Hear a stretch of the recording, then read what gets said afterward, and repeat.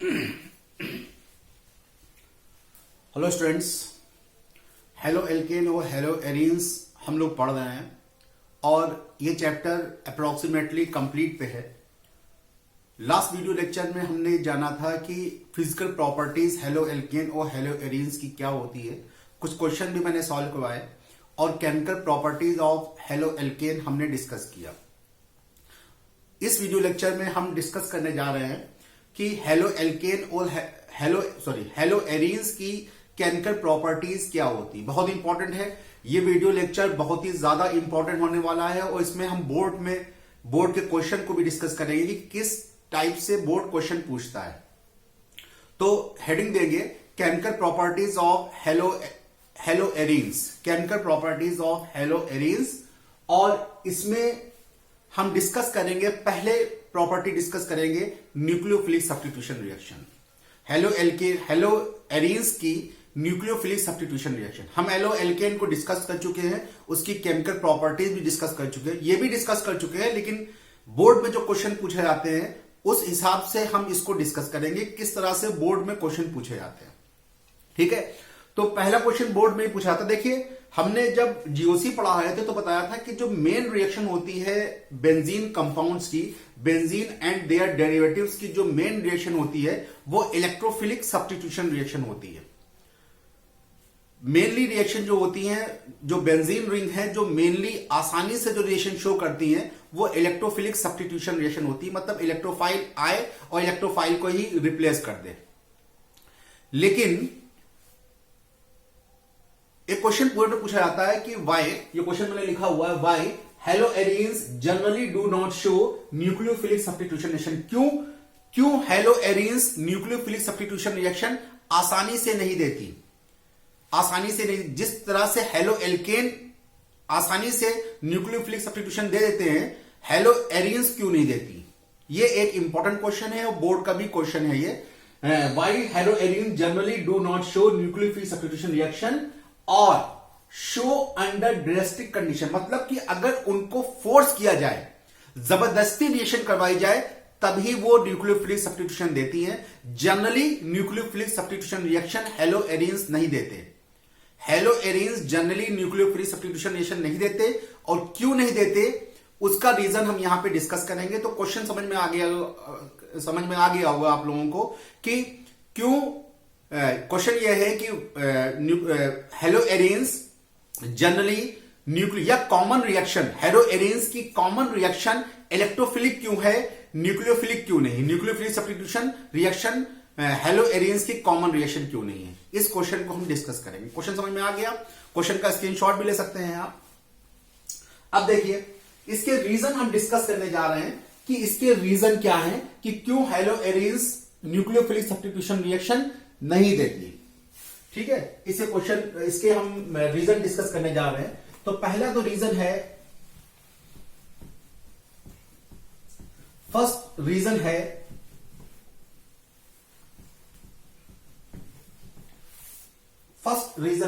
इसको भी डाल देते हैं।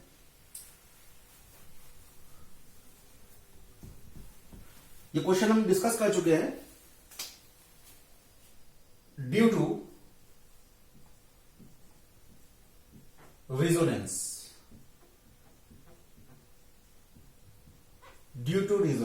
देखिए रेजोनेंस की वजह से। क्यों रेजोनेंस की वजह से? देखिए ये है रेजोनेंस, तो बहुत ही डीपली हमने डिस्कस किया है जीओसी में। ये क्लोरीन है और ये क्लोरीन के लोन पेयर ऑफ इलेक्ट्रॉन है।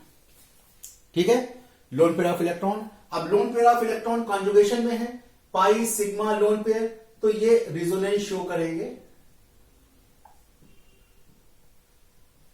अच्छा, इसको समझने से पहले एक चीज और समझ लेते हैं कि न्यूक्लियोफिलिक क्या होगी। न्यूक्लियोफिलिक, इसको और अच्छा समझ में आ जाएगा आपको। न्यूक्लियोफिलिक क्या होगी? न्यूक्लियोफिलिक, मान लीजिए है हेलो एरीन्स है, क्लोरीन यहां लगा हुआ है। न्यूक्लियोफिलिक क्या होगी?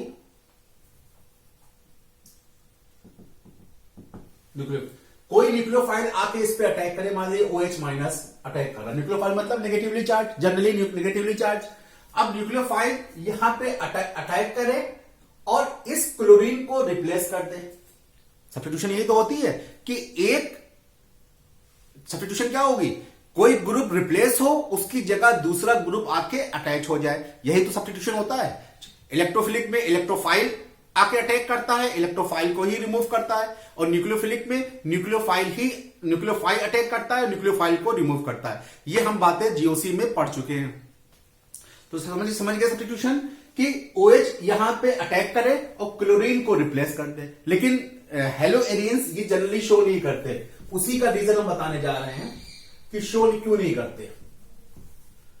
जैसे ये हेलो एरिन है, यहां पे क्लोरीन लगा हुआ है और ये क्लोरीन के लोन पेयर है, कंजुगेशन दिख रहा है आपको, तो क्या होगा, लोन पेयर यहां शिफ्ट हो जाएंगे और ये यहां शिफ्ट होगा बॉन्ड। अब स्ट्रक्चर कैसा आएगा, यहां पे नेगेटिव आ जाएगा, ये लोन पेयर शिफ्ट हुए तो ये यहां पे बॉन्ड बन जाएगा क्लोरीन ने अपने इलेक्ट्रॉन दिए हैं तो क्लोरीन पे पॉजिटिव आ जाएगा। बात समझ में आ रही है, ठीक है। अब ये निगेटिव चार्ज चारों तरफ घूमेगा, ये यहां पे घूमे तो ये बॉन्ड यहां पे शिफ्ट हो जाएगा। ये सब बातें हम आपको जीओसी में पढ़ा चुके हैं।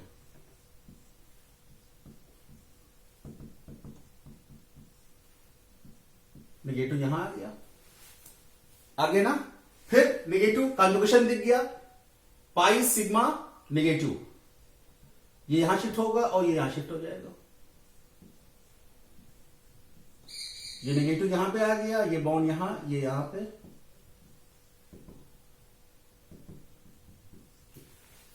ठीक है, बात समझ में आई। उसके बाद ये निगेटिव यहां शिफ्ट होगा, ये बॉन्ड वापस यहां शिफ्ट हो जाएगा, फिर अपने इलेक्ट्रॉन ये आपका रिजोनेंस बन गया आपका। इसका रिजोनेंस हाइब्रिड कैसे बनेगा, नेगेटिव चार्ज चारों तरफ घूम रहा है, नेगेटिव चार्ज चारों तरफ घूमा, यहां पे भी डबल बॉन्ड करेक्टर आ गया, क्लोरीन ये पॉजिटिव, ये इसका रिजोनेंस हाइब्रिड बन गया। अब देखिए बात समझने की है, रिजोनेंस की वजह से देखिए क्लोरीन जब तक रिप्लेस नहीं होगा, दूसरा न्यूक्लियोफाइल आके अटैच नहीं हो सकता, क्योंकि आप न्यूक्लियोफिलिक सब्स्टिट्यूशन कर रहे हैं तो एक न्यूक्लियोफाइल को कंप्लीटली रिमूव करना पड़ेगा, और दूसरा न्यूक्लियोफाइल वहां पे आके अटैक करेगा। अब देखिए ये कार्बन और क्लोरीन जो बॉन्ड है, रिजोनेंस की वजह से कार्बन और क्लोरीन बॉन्ड जो है उसमें पार्शियल डबल बॉन्ड करेक्टर आ गया। पार्शियल रिजोनेंस की वजह से कार्बन क्लोरीन के बीच पार्शियल डबल बॉन्ड करेक्टर आ गया। अब जब डबल बॉन्ड करेक्टर आ गया तो बॉन्ड मजबूत हो गया। जब पार्शियल डबल बॉन्ड करेक्टर आ गया, बगैर क्लोरीन को रिप्लेस किए सब्स्टिट्यूशन पॉसिबल नहीं है। और रिप्लेस कैसे होगा, क्योंकि कार्बन और क्लोरीन के बीच डबल बॉन्ड करेक्टर आ गया, डबल बॉन्ड स्ट्रांग होता है। अब डबल बॉन्ड को तोड़ना आसान नहीं है, इसीलिए इस कार्बन और क्लोरीन में क्लोरीन को रिप्लेस करना आसान नहीं है, क्योंकि रिजोनेंस की वजह से कार्बन और क्लोरीन के बीच पार्शियल डबल बॉन्ड करेक्टर आ गया। तो एक तो रीजन ये हो गया कि पहला रीजन रिजोनेंस इफेक्ट की वजह से, due to resonance carbon in haloarenes carbon chlorine bond have partial double bond character which is difficult to remove chlorine atom from haloarenes. ठीक है, बात समझ में आ गई। पहला रीजन तो ये है, पहला रीजन ये हो गया, रिजोनेंस की वजह से carbon chlorine bond partial double bond character acquire कर लेता है, इसलिए क्लोरीन न्यूक्लियोफाइल का रिप्लेसमेंट आसान नहीं है, आराम से नहीं देता। ड्रेस्टिक कंडीशन, स्पेशल कंडीशन लगानी पड़ेगी टेम्परेचर और प्रेशर की, तब ये रिमूव होगा। आगे हम बताएंगे कि कैसे कंडीशन लगा के हम इसको रिप्लेस करते हैं। ये बात समझ में आ गई। क्लोरीन की कार्बन और क्लोरीन के बीच न्यूक्लियोफिलिक सब्स्टिट्यूशन क्यों नहीं शो करता, क्योंकि पहला रीजन रिजोनेंस की वजह से carbon chlorine partial double bond character आ जाता है, इसलिए इसका रिमूवल आसान नहीं। पहला रीजन तो ये हो गया। ठीक है, सेकेंड रीजन क्या है? सेकेंड रीजन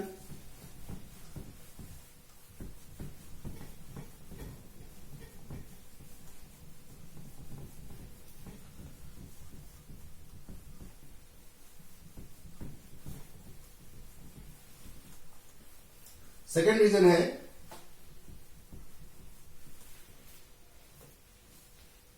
डिफरेंस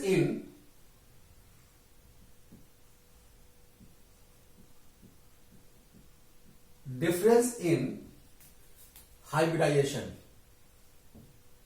हाँ, एक चीज पिछले वाले में एक चीज और समझ लीजिए कि हेलो एल्केन में ऐसा नहीं होता, हेलो एल्केन में रिजोनेंस नहीं होता है, इसलिए वहां पे जो रिप्लेसमेंट है क्लोरीन का वो आसान है।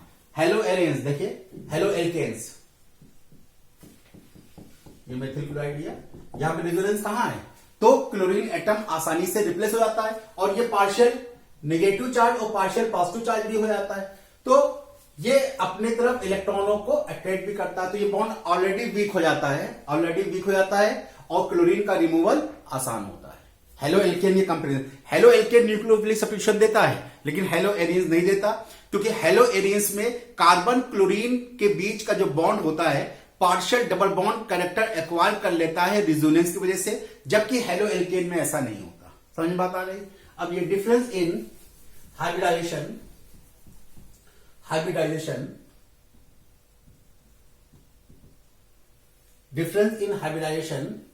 in CX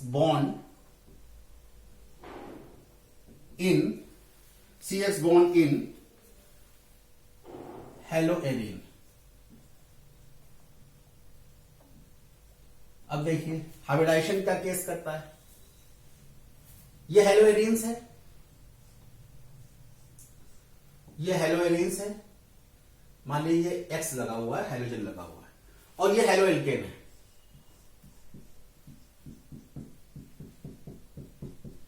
ये हेलो एल्केन, ठीक है।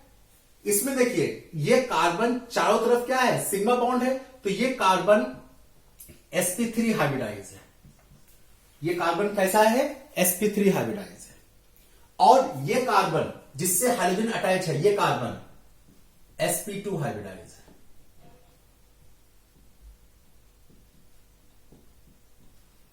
sp2 हाइब्रिडाइज, ठीक है। ये कार्बन हेलो एल्केन का जो कार्बन होता है, कार्बन और CX बॉन्ड जो होता है वो sp3 है, वो कार्बन जिससे हाइड्रोजन अटैच है वो sp3 हाइब्रिडाइज है, और हेलो एरिन्स में वो कार्बन जिससे हाइड्रोजन अटैच है वो sp2 हाइब्रिडाइज है। अब देखिए इन दोनों का S कैरेक्टर क्या होगा, इन दोनों का, इसमें S कैरेक्टर जो होता है वो 33.33% होता है। S कैरेक्टर जो है वो 33.33% होता है, और इसमें S कैरेक्टर जो है वो 25% होता है। उसमें इसमें कितना हो, 35% निकाल सकते हैं आप। देखिए S कितना है 1, टोटल नंबर ऑफ ऑर्बिटल कितने हैं 3 into 100, percentage of S character, percentage of S character, S character, percentage of S character कितना होगा, S कितना है 1, टोटल कितने हैं 3 ऑर्बिटल इंटू 100, तो ये निकालोगे तो 33.33% S कैरेक्टर आएगा इसमें, और इसमें निकालोगे अगर तो इसमें कितना होगा, S कितने हैं 1, टोटल ऑर्बिटल कितने हैं 4 इंटू 100, तो ये कितना आएगा 25% आएगा। हेलो एलियंस में वो कार्बन जिससे हाइड्रोजन अटैच है वो sp2 हाइब्रिडाइज है, और हेलो एल्केन में sp3 हाइब्रिडाइज है। sp2 हाइब्रिडाइजेशन में S कैरेक्टर 33% होता है, और sp3 में S कैरेक्टर 25% होता है। ये चीजें इंपॉर्टेंट है, आप लोग पढ़ के आप लोगों ने सुना भी होगा और पढ़ा भी होगा इसको हाइब्रिडाइजेशन में, ठीक है। अब देखिए जैसे जैसे S कैरेक्टर बढ़ता है, जैसे जैसे S कैरेक्टर बढ़ता है वैसे वैसे इलेक्ट्रोनेगेटिविटी बढ़ती है। याद रखिएगा, इंपॉर्टेंट पॉइंट है सब ये। जैसे जैसे S कैरेक्टर बढ़ता है वैसे वैसे इलेक्ट्रोनेगेटिविटी बढ़ती जाती है। इसका मतलब ये हुआ कि sp हाइब्रिडाइजेशन जिसमें S कैरेक्टर 50% होता है उसकी इलेक्ट्रोनेगेटिविटी सबसे ज्यादा होती है, उसके बाद sp2 हाइब्रिडाइजेशन की, और उसके बाद sp3 हाइब्रिडाइजेशन की। इसमें S कैरेक्टर कितना है 33.33%, और इसमें S कैरेक्टर कितना है 25%। तो क्यों, जैसे जैसे S कैरेक्टर, क्योंकि S जो S ऑर्बिटल होता है वो न्यूक्लियस के सबसे करीब होता है, इसलिए जैसे जैसे एस कैरेक्टर बढ़ता है वैसे वैसे इलेक्ट्रोनेगेटिविटी बढ़ती जाती है। ये याद रखिएगा, ये इंपॉर्टेंट पॉइंट है सब। जैसे जैसे एस कैरेक्टर बढ़ता है वैसे वैसे इलेक्ट्रोनेगेटिविटी बढ़ती जाती है। तो sp में 50%, sp2 में 33.3% और sp3 में 25% एस कैरेक्टर होता है। तो जब इलेक्ट्रोनेगेटिविटी बढ़ेगी, जब इलेक्ट्रोनेगेटिविटी, इसमें एस कैरेक्टर ज्यादा है तो इलेक्ट्रोनेगेटिविटी बढ़ेगी, तो इलेक्ट्रॉन अपनी तरफ अट्रैक्ट करेगा। जब इलेक्ट्रोनेगेटिविटी बढ़ेगी तो इलेक्ट्रॉनों को अपनी तरफ अट्रैक्ट करेगा। जब इलेक्ट्रॉनों को अपनी तरफ अट्रैक्ट करेगा तो जो ये बॉन्ड है, ये बॉन्ड लेंथ शॉर्ट हो जाएगी। जैसे जैसे अट्रैक्शन बढ़ेगा तो क्या होगा, ये दोनों इलेक्ट्रॉन अपने आप एक दूसरे को क्या करेंगे, अपनी तरफ अट्रैक्ट करेंगे, तो बॉन्ड क्या हो जाएगा, शॉर्ट हो जाएगा। तो हेलो एरीन्स में कार्बन क्लोरीन बॉन्ड छोटा होता है in comparison to haloalkane के carbon chlorine, carbon halogen bond.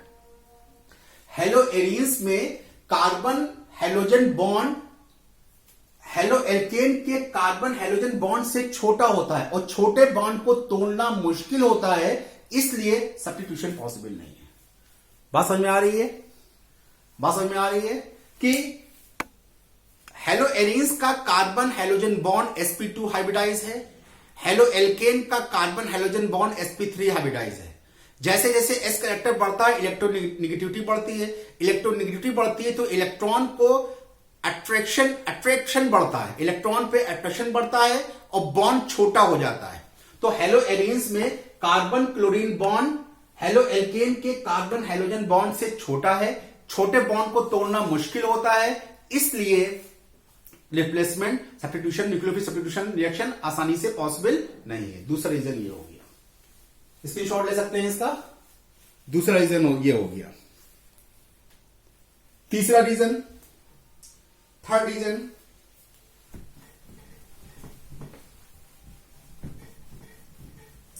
ये लॉन्ग क्वेश्चन में आएगा, अगर आएगा तो लॉन्ग क्वेश्चन में आएगा, बड़े क्वेश्चन में कम से कम 3 नंबर में। थर्ड, इनस्टेबिलिटी ऑफ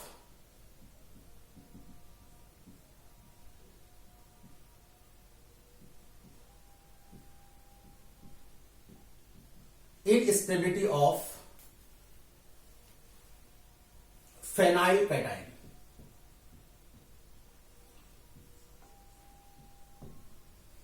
देखिए जब रिप्लेसमेंट होगा, सब्स्टिट्यूशन होगा, तो मान लीजिए हेलो एल्केन है, ठीक है, सब्स्टिट्यूशन होगा, जब क्लोरीन निकलेगा तो क्लोरीन पे नेगेटिव चार्ज आएगा और इस बेंजीन रिंग पे क्या आ जाएगा, बेंजीन रिंग पे पॉजिटिव चार्ज आ जाएगा, बेंजीन रिंग पे क्या आ जाएगा, पॉजिटिव चार्ज आ जाएगा। अब क्या इसमें रेजोनेंस पॉसिबल है? देखिए घुमाइए बॉन्ड को, कहां पे कंजुगेशन मिल रहा है आपको, पाई पॉजिटिव, कंजुगेशन अल्टरनेट तो मिल रहा है। यहां पे देखिए पाई सिग्मा पॉजिटिव, यहां कंजुगेशन मिल गया। मान लिया आपने इस बॉन्ड को यहां शिफ्ट कर दिया और इस बॉन्ड को यहां शिफ्ट कर दिया,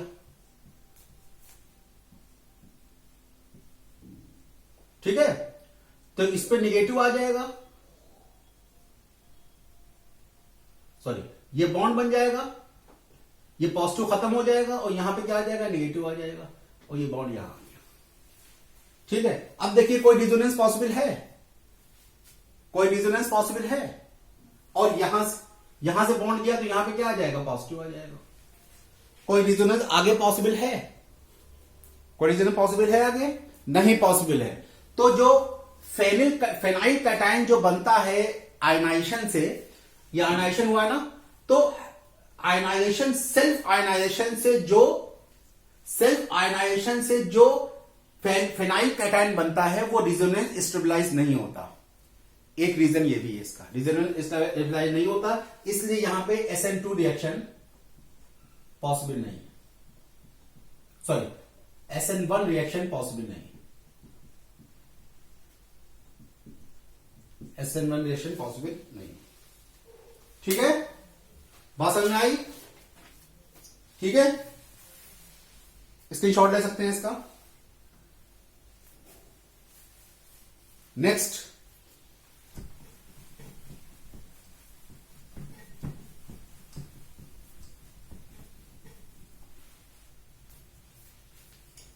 फोर्थ रीजन है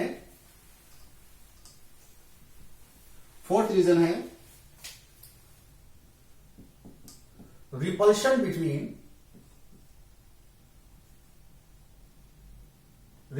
between electron rich nucleophile and electron rich benzene. अब देखिए, जो बेंजीन है ये तो इलेक्ट्रॉनों का भंडार है। बेंजीन जो है इसमें इलेक्ट्रॉन बिल्कुल उबल रहे हैं, पाई इलेक्ट्रॉन है, देखिए 3 पाई इलेक्ट्रॉन है, ये इलेक्ट्रॉन बिल्कुल उबल रहे हैं। और न्यूक्लियोफाइल जो अटैक करेगा उस पर भी नेगेटिव चार्ज होता है, तो इलेक्ट्रॉन के बीच रिपल्शन नहीं होगा। जब इलेक्ट्रॉन के बीच रिपल्शन होगा, इसलिए भी न्यूक्लियोफिलिक सब्स्टिट्यूशन रिएक्शन पॉसिबल नहीं है। तो ये 4 रीजन है जिससे ये दिखाते हैं कि आसानी से हेलोएरिन्स न्यूक्लियोफिलिक सब्स्टिट्यूशन रिएक्शन नहीं देता। पहला रीजन है रेजोनेंस, सेकंड है हाइब्रिडाइजेशन, थर्ड है इनस्टेबिलिटी ऑफ फेनिल कैटायन, और फोर्थ है repulsion between electron rich nucleophile and electron rich phenylene. बात समझ में आ गई? ये 4 रीजन है, इंपॉर्टेंट है, लॉन्ग क्वेश्चन है ये। अब ऐसा भी नहीं है कि न्यूक्लियोफिलिक सब्स्टिट्यूशन रिएक्शन देता ही नहीं है, देगा, लेकिन स्पेशल कंडीशन लगानी पड़ेगी। चलिए वो कंडीशन हम डिस्कस करने जा रहे हैं, और बहुत इंपॉर्टेंट क्वेश्चन अगला डिस्कस करने जा रहे हैं। ठीक है, वो न्यूक्लियोफिलिक सब्स्टिट्यूशन रिएक्शन ऐसा भी नहीं है कि नहीं देगा, लेकिन स्पेशल कंडीशन लगानी पड़ेगी। टेम्परेचर, प्रेशर की स्पेशल कंडीशन, हाई टेम्परेचर और हाई प्रेशर पे ये रिएक्शन देता है, यानी कि जबरदस्ती रिएक्शन करवाई जाती है, आसानी से नहीं देता है। न्यूक्लियोफिलिक सब्स्टिट्यूशन रिएक्शन आसानी से नहीं देगा, जबरदस्ती रिएक्शन करवाई जाएगी। वो कंडीशन को हम डिस्कस करने जा रहे हैं, और एक बहुत ही इंपॉर्टेंट क्वेश्चन डिस्कस करने जा रहे हैं। देखिए,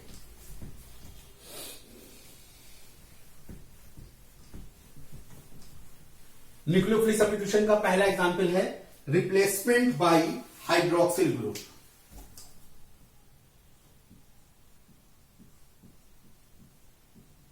ये सब बोर्ड के क्वेश्चन है, replacement bye hydroxyl group.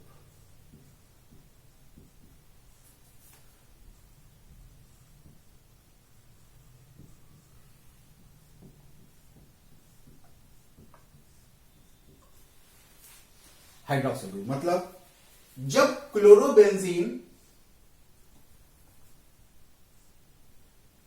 Important निशान लिखने जा रहे हैं, जब क्लोरोबेंजीन रिएक्शन करती है NaOH से, और NaOH होना चाहिए एक्वस। जब क्लोरोबेंजीन NaOH से रिएक्शन करती है और NaOH होना चाहिए aqueous at the temperature of 693 kelvin. Temperature 693 kelvin, sorry 623 kelvin, और टेम्परेचर जो होता है वो 300 atmosphere. 623 kelvin temperature and 100 atmosphere pressure reaction करती है, तो सबसे पहले बनता है सोडियम फेनॉक्साइड। सोडियम फेनॉक्साइड, इसमें -HCl अलग हो जाता है, सोडियम फेनॉक्साइड बनता है, इसे कहते हैं सोडियम फेनॉक्साइड। इंपॉर्टेंट रिएक्शन है ये, फेनॉक्साइड, सोडियम फेनॉक्साइड बनता है, जिसकी hydrolysis, acidic hydrolysis, dilute HCl की प्रेजेंस में एसिडिक हाइड्रोलिसिस होती है और फिनॉल मिलता है। ये फिनॉल मिल गया आपको, फिनॉल मिल गया। ठीक है, क्लोरोबेंजीन से फिनॉल इंपॉर्टेंट रिएक्शन है, -NaCl अलग हो जाता है। ये रिएक्शन बहुत इंपॉर्टेंट है, ये रिएक्शन बहुत इंपॉर्टेंट है, कन्वर्जन बहुत इंपॉर्टेंट है। क्लोरोबेंजीन से आप फिनॉल बनाइए, या बेंजीन से फिनॉल बनाइए। बेंजीन से पहले बनाएंगे क्लोरोबेंजीन, फिर क्लोरोबेंजीन से बनाएंगे फिनॉल। ये न्यूक्लियोफिलिक सब्स्टिट्यूशन का एक एग्जांपल है। क्लोरीन रिप्लेस हो गया OH ग्रुप से। इंपॉर्टेंट रिएक्शन है, मोस्ट इंपॉर्टेंट टिक कीजिएगा इसको, इंपॉर्टेंट रिएक्शन है। ठीक है, बात समझ में आई? अब इसी के कुछ एग्जाम्पल हम देते हैं, और एक बहुत ही इंपॉर्टेंट क्वेश्चन लॉन्ग सॉल्व करवाते हैं, जो लॉन्ग क्वेश्चन में आ सकता है आपके। अगर मान लीजिए यही क्लोरोबेंजीन ले हम, ये नाम मिटा दे रहे हैं, थोड़ा ये स्पेस ले रहा है, ठीक है, आप नाम तो उतार ही चुके होंगे। अब मान लीजिए क्लोरोबेंजीन को हमने यहां लिया और यहां पे नाइट्रो ग्रुप ले लिया, नाइट्रो ग्रुप ले लिया। बहुत अच्छा क्वेश्चन है, बताने जा रहा हूं जो। और इसकी रिएक्शन सेम रिएक्शन कब आई? NaOH से। NaOH एक्वस होना चाहिए और टेम्परेचर यहां पे होगा 443 केल्विन। यहां प्रेशर की जरूरत नहीं है। और पहले स्टेप में तो हाइड्रोलिसिस करेंगे हम एक ही स्टेप रिएक्शन बता रहे हैं। पहले रिएक्शन में तो एक्वस से रिएक्शन होगी और दूसरे स्टेप में, सेकेंड स्टेप में हाइड्रोलिसिस होगी एसिडिक। यही रिएक्शन है सेम, कि पहले स्टेप में एक्वस से रिएक्शन किया इसने और सेकेंड स्टेप में हाइड्रोलिसिस। तो हमने एक ही स्टेप में बता दिया कि ये अगर ऐसा लिख दोगे तो आप एक स्टेप में रिएक्शन लिख सकते हो। मतलब कि पहले स्टेप में हमने NaOH से रिएक्शन करवाई, एक्वस NaOH से रिएक्शन करवाई 443 केल्विन पे, और सेकेंड स्टेप में हाइड्रोलिसिस करवाई एसिडिक। ये कन्वर्ट हो जाएगा फिनॉल में।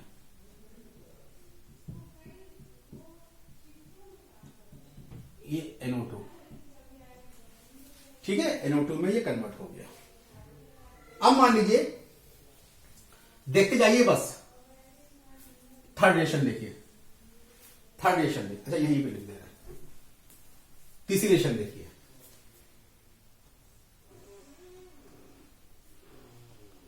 एक बहुत ही इंपॉर्टेंट क्वेश्चन सॉल्व करने जा रहे हैं आपको हम।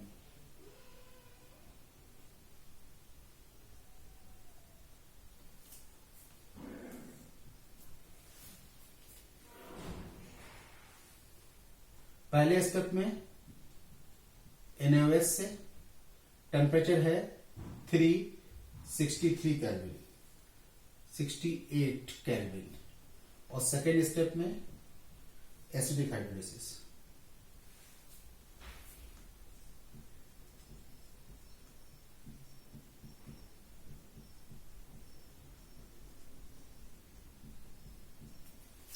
ये सेकेंड रिएक्शन है, ठीक है। पहली रिएक्शन ये हुई, दूसरी रिएक्शन ये हुई, तीसरी रिएक्शन ये हुई, और चौथी रिएक्शन हम लिखने जा रहे हैं। यहीं से हम एक क्वेश्चन सॉल्व करवाएंगे, बहुत ही इंपॉर्टेंट लॉन्ग क्वेश्चन है।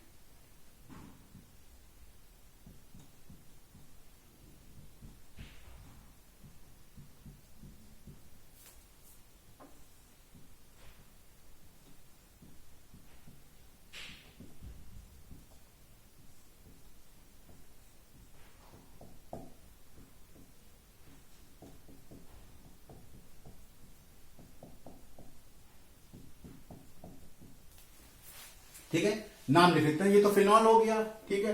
इसे क्या कहेंगे? इसे कहेंगे, बताइए, नाम बता सकता है कोई? क्या कहते हैं, क्या कहते हैं? Para nitrophenol.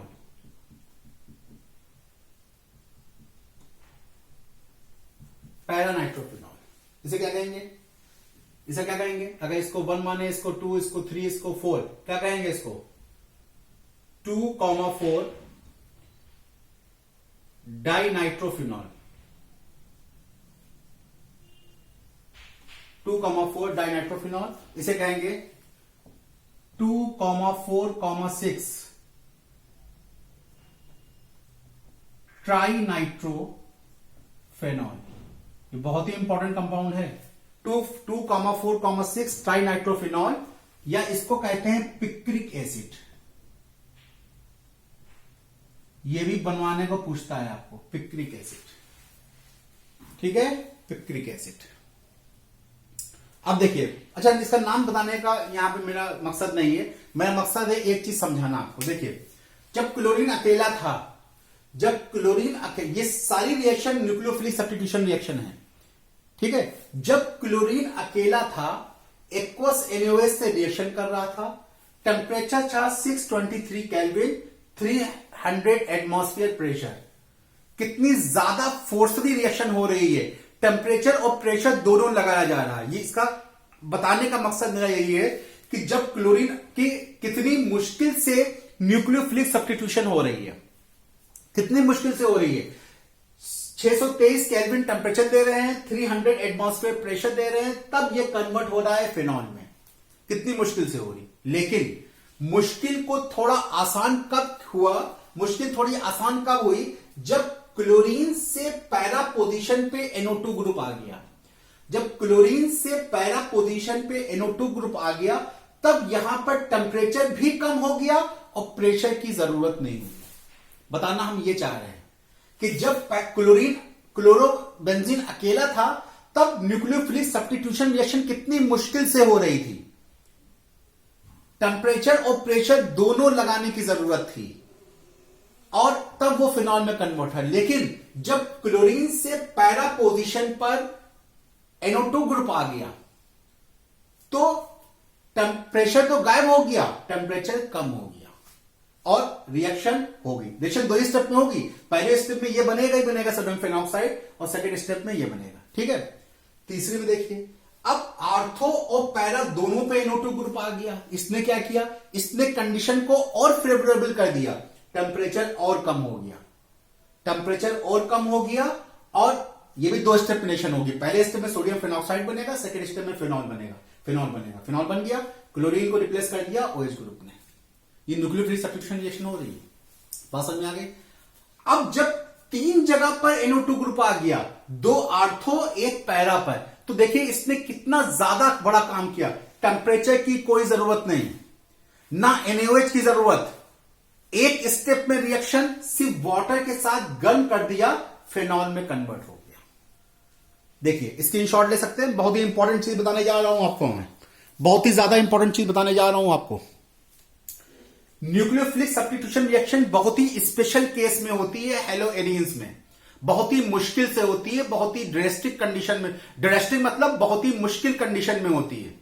कब टेम्परेचर और प्रेशर दोनों अप्लाई किया जा रहा है, एक को NaOH यूज किया जा रहा है, रिएक्शन 2 स्टेप में हो रही। लेकिन जब क्लोरीन से पैरा पोजीशन पे NO2 ग्रुप आ गया, तो इसने कुछ ना कुछ तो ऐसा किया होगा कि रिएक्शन ड्रेस्टिक कंडीशन की कंडीशन थोड़ी वीक कर दी, प्रेशर की जरूरत नहीं, सिर्फ टेम्परेचर से काम चल गया, रिएक्शन 2 स्टेप में। अब जब आर्थो और पैरा दोनों पे आया, तब इसने इसको और आसान कर दिया, प्रेशर की जरूरत ही नहीं, टेम्परेचर और कम हो गया। अब जब 3 जगह पे ये आ गया, तब ना ही टेम्परेचर की जरूरत, ना ही प्रेशर की जरूरत, सिर्फ वाटर में डाल के गर्म कर दिया, OH क्लोरीन रिप्लेस हो गया। देखिए इसका काम क्या रीजन है। इसका मतलब यह है कि जब NO2 ग्रुप आर्थो और पैरा पोजीशन पे होगा, तो बेंजीन रिंग को एक्टिवेट कर देता है, बेंजीन रिंग को एक्टिवेट कर देता है न्यूक्लियोफिलिक सब्स्टिट्यूशन के लिए। जब NO2 ग्रुप, NO2 ही नहीं, जितने भी इलेक्ट्रॉन विथड्रॉइंग ग्रुप होंगे, पहले तो मैं इलेक्ट्रॉन विथड्रॉइंग में बाद में समझाऊंगा, पहले यह समझ जाइए कि NO2 ग्रुप ने बेंजीन रिंग को एक्टिवेट कर दिया न्यूक्लियोफिलिक सब्स्टिट्यूशन में। कब एक्टिवेट किया, जब ये आर्थो और पैरा पोजीशन पे हुए। यही क्वेश्चन पूछा जाता है। पहले इसका स्क्रीनशॉट लेंगे, फिर मैं समझाता हूं क्या है। स्क्रीनशॉट ले लिया, स्क्रीनशॉट ले लिया। 4 अलग अलग टाइप के रिएक्शन है, चारों रिएक्शन पूछ सकते हैं आपसे। ठीक है। अब देखिए एक क्वेश्चन आता है, इसको पहले हम इलेक्ट्रॉन विथड्रॉइंग ग्रुप समझते हैं।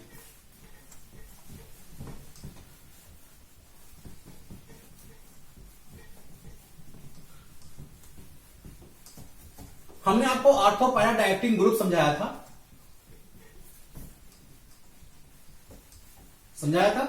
लेकिन मॉडर्न लैंग्वेज में 2 ग्रुप यूज किए जाते हैं। मॉडर्न लैंग्वेज में 2 ग्रुप यूज किए जाते हैं, एक इलेक्ट्रॉन डोनेटिंग,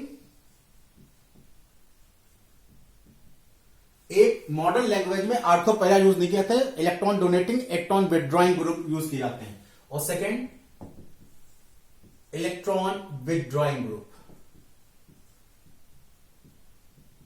इलेक्ट्रॉन डोनेटिंग और electron withdrawing group. Electron donating group सारे के सारे सिंगल बॉन्डेड होते हैं, याद रखिएगा।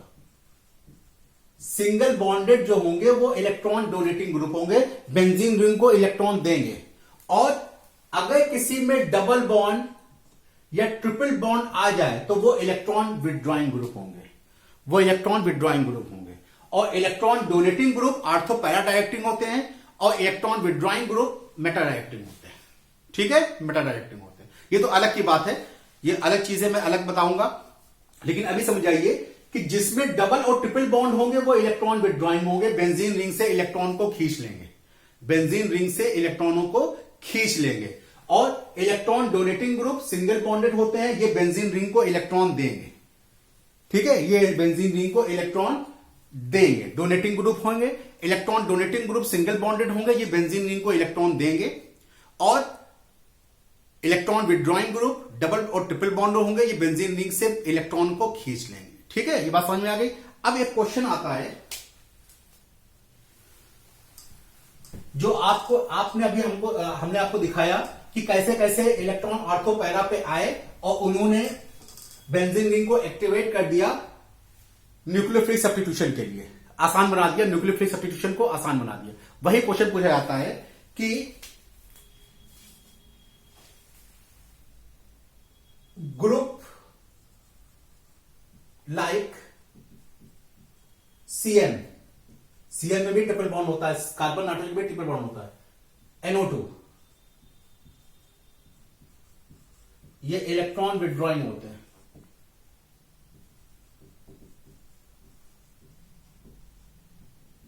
Electron withdrawing group like CN and NO2 when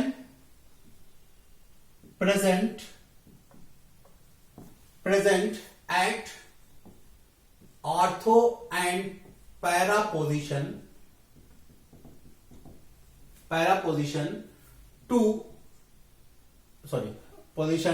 with respect to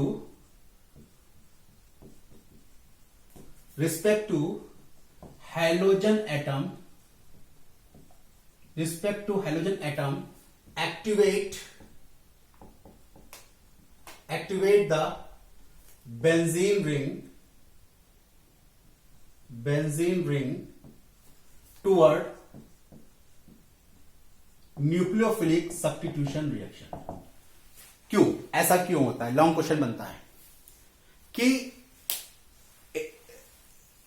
group जैसे, या ये कहे कि इलेक्ट्रॉन विड्रॉइंग ग्रुप जब हेलोएरीन में क्लोरीन की रिस्पेक्ट में आर्थो और पैरा पोजीशन पे होते हैं, तो ये बेंजीन रिंग को एक्टिवेट कर देते हैं न्यूक्लियोफिलिक सब्स्टिट्यूशन के लिए। ऐसा क्यों होता है? अगर मेटा पे होंगे तो नहीं करेंगे, अगर पैरा पे होंगे तो करेंगे। ऐसा क्यों होता है? ये क्वेश्चन पूछा जाता है, इंपॉर्टेंट क्वेश्चन है, इंपॉर्टेंट टिक कर लीजिएगा। कि ग्रुप लाइक CN, NO2 या ऐसे ग्रुप जिनमें डबल बॉन्ड या ट्रिपल बॉन्ड पाया जाएगा, वो बेंजीन रिंग में जब हेलोएरीन में जब क्लोरीन से आर्थो या पैरा पोजीशन पे होंगे तो बेंजीन रिंग को एक्टिवेट कर देंगे न्यूक्लियोफिलिक सब्स्टिट्यूशन के लिए। ऐसा क्यों होता है? इसका रीजन पूछा जाता है। इंपॉर्टेंट क्वेश्चन है, मोस्ट इंपॉर्टेंट टिक कीजिएगा के पॉइंट ऑफ व्यू से, और कंपटीशन के लिए भी इंपॉर्टेंट है। उसका रीजन बताने जा रहे हैं। मेटा पोजीशन पे होगा तो नहीं एक्टिवेट नहीं करेंगे, पैरा और ऑर्थो पोजीशन पे एक्टिवेट करेंगे। क्यों होता है उसका रीजन बताने जा रहे हैं। देखिए, मान लीजिए NO2 ग्रुप पैरा पोजीशन पे है। ये सब बोर्ड के क्वेश्चन पढ़ा रहा हूं आपको, इसे ध्यान से पढ़िएगा। मान लीजिए NO2 ग्रुप पैरा पोजीशन पे है,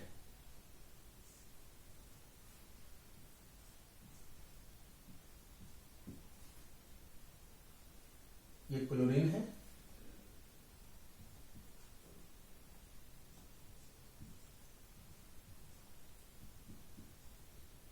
ये फॉर्मल चार्ज की वजह से ये माइनस पॉजिटिव और नेगेटिव ये है बेंजीन।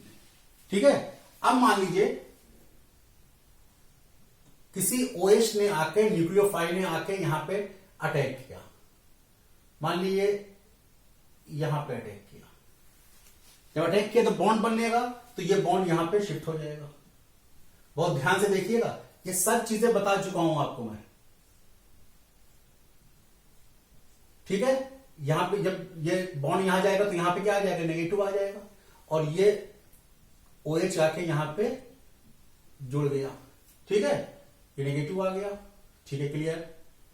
ये NO नेगेटिव, ये पॉजिटिव, ये डबल बॉन्ड O। क्लियर है? और ये बॉन्ड, ये बॉन्ड। ठीक है, अब नेगेटिव यहां शिफ्ट होगा, रेजोनेंस ये नेगेटिव घूमेगा और ये यहां शिफ्ट हो जाएगा। तो स्ट्रक्चर कैसा आएगा आपका?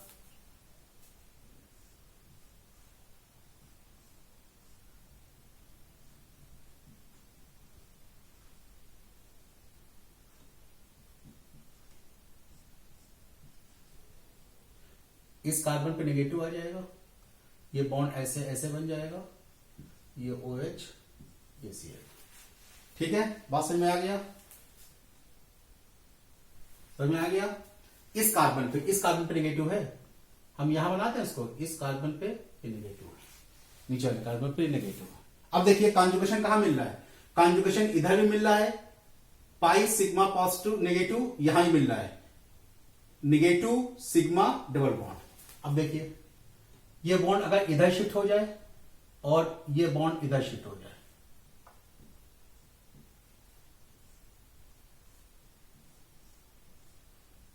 ये डबल बॉन्ड हो जाएगा, ये नाइट्रोजन पे पॉजिटिव तो ऑलरेडी है, और ये सिंगल बॉन्ड ऑक्सीजन इस पे नेगेटिव ऑलरेडी था, इस पे नेगेटिव आ गया, और ये क्लोरीन OH Cl।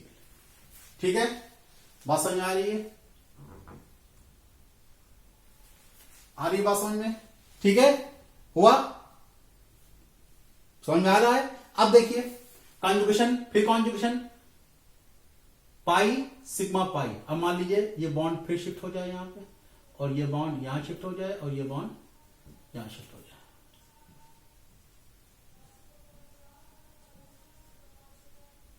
ये नेगेटिव यहां आ गया, बॉन्ड यहां आ गया, ये नाइट्रोजन पॉजिटिव, ये डबल बॉन्ड वापस ऑक्सीजन नेगेटिव, और ये क्लोरीन ये OH। ठीक है, बात समझ में आ गई?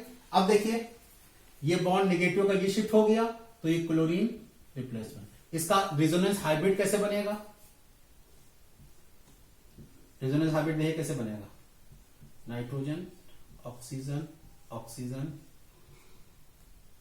OH chlorine. देखिए नेगेटिव चारों तरफ नाच रहा है, ये नेगेटिव, यहां पे डबल बॉन्ड कलेक्टर आया था, यहां भी हो सकता है डबल बॉन्ड, यहां भी डबल बॉन्ड हो सकता है। ठीक है, ये नेगेटिव इस पे पॉजिटिव। अब क्लोरीन रिप्लेस हो जाएगा, ये रिएक्शन जो होगी वो स्लो होगी, रेट डिटर्मिनिंग स्टेप होगी, ये रिएक्शन फास्ट होगी। अब ये क्लोरीन निकल गया, -Cl, और को क्या बन गया? फिनॉल बन गया। ठीक है, कहने का मतलब क्या है? कहने का मतलब क्या है? देखिए जो ये स्टेप था, बेंजीन में नेगेटिव नाच रहा है, चारों तरफ बेंजीन में नेगेटिव नाच रहा है, लेकिन कुछ स्ट्रक्चर में, इस स्ट्रक्चर में देखिए ऐसी कंडीशन आ गई, इस स्ट्रक्चर में ऐसी कंडीशन आ गई कि बेंजीन से नेगेटिव खत्म हो गया। देखिए बेंजीन से नेगेटिव, यहां पे कहीं बेंजीन पे नेगेटिव है, इस स्ट्रक्चर में कहीं बेंजीन पे नेगेटिव है? नहीं नेगेटिव है। इसका मतलब क्या हुआ? नेगेटिव बेंजीन रिंग से चला गया, किसमें चला गया? NO2 ग्रुप में चला गया। तो इसने क्या किया? इसने, इस कंडीशन ने बेंजीन रिंग को इलेक्ट्रॉन डिफिशिएंट कर दिया। बेंजीन रिंग तो इलेक्ट्रॉन के भरमार है, लेकिन जब NO2 ग्रुप और पहला पोजीशन पे आया तो उसने एक स्ट्रक्चर में ही सही, उसने क्या किया?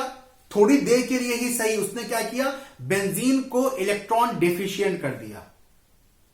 बेंजीन के पास इलेक्ट्रॉनों की कमी होगी। देखिए नेगेटिव खत्म हो गया, इस स्ट्रक्चर में नेगेटिव क्या हुआ? बेंजीन रिंग से खत्म हो गया, किस पे आ गया? इधर आ गया, NO2 में आ गया।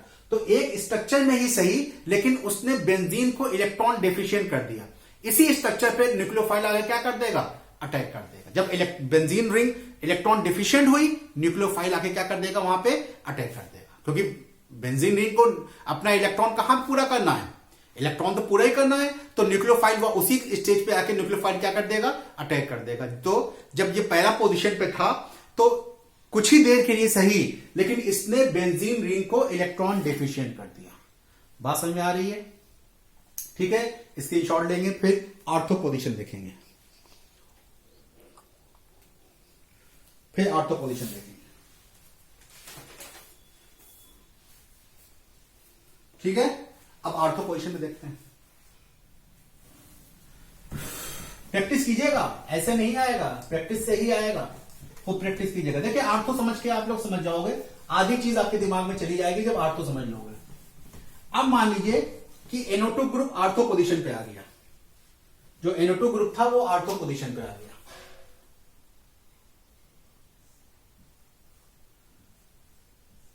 आर्थो पोजीशन पे आ गया।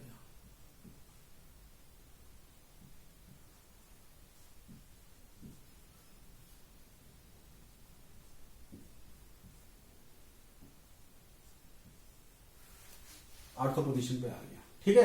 अब मान लीजिए OH ने फिर अटैक किया आके, थोड़ा साफ बना दिया।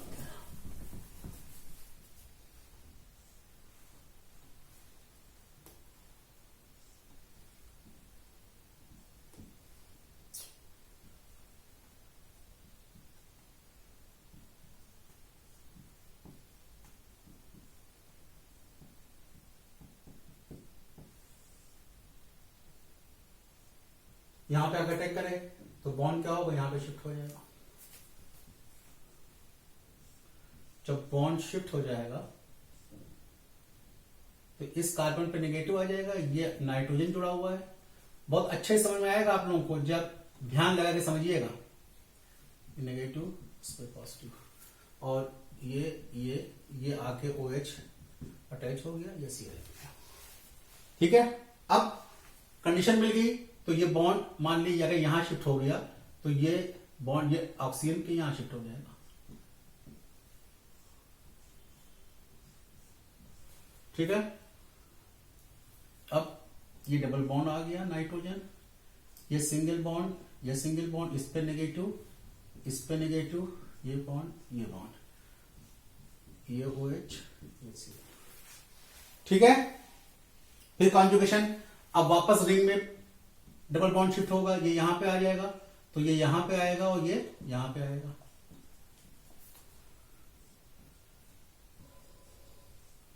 नेगेटिव यहां पे आ जाएगा, ये बॉन्ड यहां, ये बॉन्ड यहां, ये वापस नेगेटिव, ये oxygen negative, double bond O, ये क्लोरीन, ये OH। ठीक है, बस रिंग क्या होगी, घूमेगी।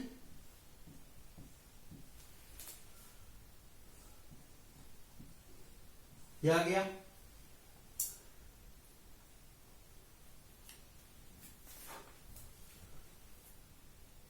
हाँ, यहां पे नेगेटिव आ गया, ये बॉन्ड, ये OH, ये Cl। ठीक है, अब ये बॉन्ड यहां शिफ्ट होगा, क्लोरीन शिफ्ट हो जाएगी। इसका रेजोनेंस हाइब्रिड कैसे बनेगा, वही सेम वाला, ये नेगेटिव चारों तरफ नाच रहा है, ये N single bond, double bond भी चारों तरफ नाच रहा है, ये Cl, ये OH। ठीक है, क्लोरीन यहां पे रिमूव हो जाएगी और आपको फिनॉल मिलेगा। ठीक है, इसमें भी देखिए, इसमें भी ऐसी कंडीशन आई जिससे बेंजीन रिंग से नेगेटिव गायब हो गया, वही न्यूक्लियोफाइल को जगह मिल गई और न्यूक्लियोफाइल ने वहां पे आके अटैक कर दिया। तो देखिए आर्थो पैरा पोजीशन पे जब NO2 ग्रुप आया, उसने बेंजीन रिंग को इलेक्ट्रॉन डिफिशिएंट कर दिया, कुछ ही देर के लिए सही, लेकिन डिफिशिएंट किया। इतनी देर में न्यूक्लियोफाइल ने आके अपना काम दिखा दिया। क्लियर है, यही कंडीशन आपको बनानी है एग्जाम में। बस अब मेटा पोजीशन पे देख लेते हैं। अब हमें, मेरे ख्याल से आप लोग अच्छी तरह से समझ गए होंगे। अब मेटा पोजीशन पे देख लेते हैं। चलिए अब मेटा पोजीशन पे देखते हैं, मेटा पोजीशन पे क्यों ऐसा नहीं होता।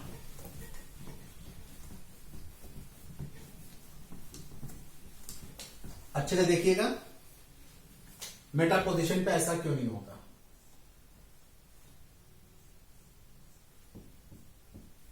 ये क्लोरीन लगा हुआ है और ये मेटा पोजीशन पे NO2 आपने लगा दिया, ये लगा दिया। मान लीजिए OH ने आके यहां पे अटैक किया, बॉन्ड यहां शिफ्ट हुआ,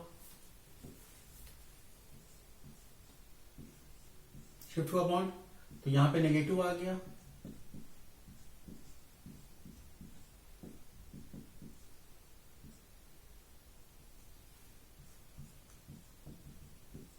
ठीक है, अब बॉन्ड यहां शिफ्ट हुआ, ये बॉन्ड यहां शिफ्ट हो गया। देखिए डिफरेंस आपको मालूम हो गया होगा।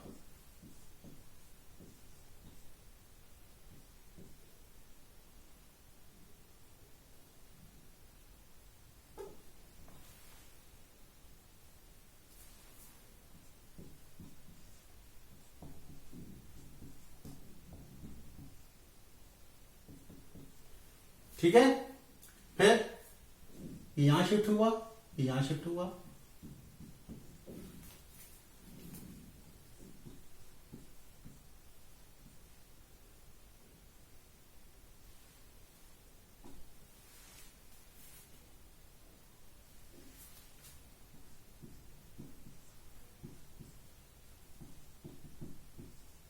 ये यहां शिफ्ट हो गया। ठीक है, बात समझ में आई। फिर ये यहां शिफ्ट होगा और ये वही जी, इसका रीजनल हैबिट क्या होगा, ये तो नेगेटिव नाच ही रहा है, लेकिन इसमें डबल बॉन्ड या पार्शियल कैरेक्टर नहीं आया है। कहीं आया है? नहीं आया। क्यों? क्योंकि ऐसा कोई स्ट्रक्चर आपको मिलेगा ही नहीं जिसमें बेंजीन रिंग से नेगेटिव गायब हो जाए। जब मेटा पोजीशन पे होता है तो ऐसा कोई स्ट्रक्चर आपको नहीं मिलेगा जिससे बेंजीन रिंग से ये नेगेटिव गायब हो जाए, एक्टिवेट नहीं करता। क्रिएशन तो होगी, क्लोरीन निकलेगा, लेकिन ड्रेस्टिक कंडीशन में होगी, आसानी से नहीं देगा, एक्टिवेट नहीं करेगा। फिनॉल तो बनेगा, फिनॉल तो बनेगा, लेकिन एक्टिवेट नहीं करेगा। ड्रेस्टिक कंडीशन हर, अगर मेटा पोजीशन पे है NO2 ग्रुप तो ड्रेस्टिक कंडीशन हर स्टेप पे लगानी पड़ेगी आपको। ऐसा नहीं है कि जिस तरह से आर्थो में टेम्परेचर कम होता गया, प्रेशर कम होता गया, मेटा में ऐसा नहीं होगा। फिनॉल तो मिल जाएगा आपको, लेकिन जब NO2 ग्रुप मेटा पोजीशन पे होता है तो ये बेंजीन रिंग को एक्टिवेट नहीं करता, जबकि जब वो आर्थो पैरा पोजीशन पे होता है तो बेंजीन रिंग को एक्टिवेट कर देता है। क्यों? क्योंकि कुछ टाइम के लिए सही वो बेंजीन रिंग से नेगेटिव चार्ज को गायब कर देता है। यही इसका रीजन है, स्क्रीनशॉट ले सकते हैं।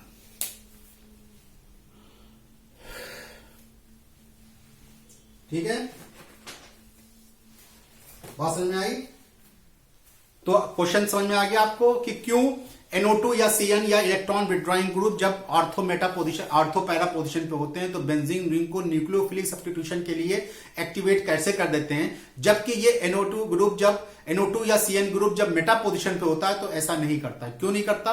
क्योंकि ऑर्थो और पैरा पोजीशन पे जब NO2 या CN इलेक्ट्रॉन विड्रॉइंग ग्रुप होते हैं तो कुछ देर के लिए सही ये बेंजीन रिंग से नेगेटिव चार्ज को एक्वायर, अपने ऊपर लेके बेंजीन रिंग को इलेक्ट्रॉन डिफिशिएंट कर देते हैं और न्यूक्लियोफाइल के लिए प्रेफरेबल कंडीशन बना देते हैं। यही इसका रीजन है।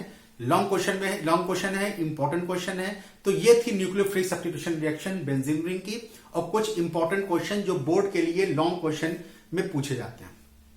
नेक्स्ट वीडियो लेक्चर में हम पढ़ाएंगे electrophilic substitution in hello Aryans, जो कि मैं बहुत डिस्कस कर चुका हूं। नाइट्रेशन, सल्फोनेशन, जो ये रिएक्शन है हेलोजिनेशन, ये सब electrophilic substitution reaction hello Aryans की हैं। बस अगले वीडियो लेक्चर में हेलो एल्केन और हेलो एरिन आपका पूरा कंप्लीट हो जाएगा और कुछ एनसीईआरटी क्वेश्चन मैं सॉल्व करवाऊंगा। Thank you so much. पढ़ते रहें इंपॉर्टेंट क्वेश्चन, और जितने क्वेश्चन अप्लाई कर लोगे आप उतना आपके बोर्ड के लिए अच्छा है। Thank you so much.